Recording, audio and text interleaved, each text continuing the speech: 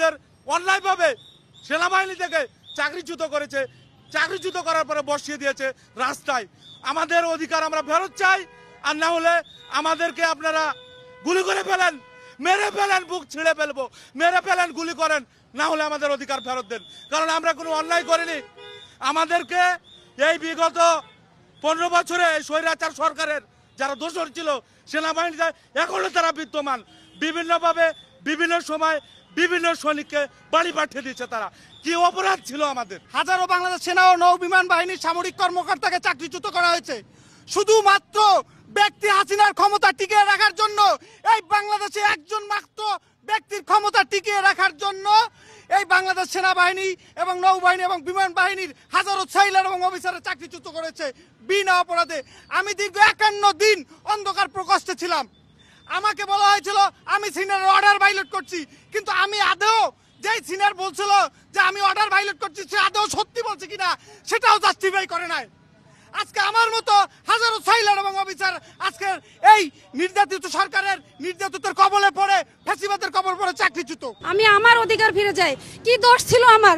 কেন এত কষ্ট আমাদের? কেন বাচ্চা নিয়ে আজকে আমরা রাজপথে নেমেছি? কেন সরকারের চোখে পড়ে না? কেন সেনাপ্রধানের চোখে পড়ে না? কি দোষ ছিল আমার স্বামীর? বিনা অপরাধে বিনা দোষে আমার স্বামীকে চাকরিচ্যুত করা হয়েছে। আমি আমার স্বামীর ইউনিফর্ম ফিরে চাই, আমার স্বামীর যোগ্য সম্মান ফিরে চাই। এতগুলো ভাই যারা আছে, যারা ভাবিরা আছে, সবাই এসেছে আমরা তাদের স্বামী এবং তাদের সম্মান ফিরে দেওয়ার জন্য। আমরা বিগত সরকারের আমলে বিভিন্ন কারণে অন্যায়ভাবে চাকরিচ্যুত হয়েছি। তো আমরা মাননীয় প্রধান উপদেষ্টা এবং সেনাবাহিনী প্রধানের কাছে স্মারকলিপির মাধ্যমে আমরা আমাদের দাবিগুলো তুলে ধরেছি, কিন্তু অদ্যাবধি প্রায় 3 মাস যাবৎ আমরা এই বিষয়টি নিয়ে অত্যন্ত শান্তিপূর্ণ এবং সুশৃঙ্খলভাবে কাজ করছি, কিন্তু যথাযথ অথরিটি থেকে এখন পর্যন্ত কোনো প্রকারের ডিসপোজাল বা আমাদের দৃশ্যমান কোনো পদক্ষেপ গ্রহণ করেনি। সে কারণে আমরা আজকে আমাদের সপরিবারে সামরিক বাহিনীর যে সকল সদস্য চাকরিচ্যুত হয়েছে অন্যায়ভাবে, তাদের সকলের সপরিবারে আমরা আজকে অবস্থান কর্মসূচি গ্রহণ করছি।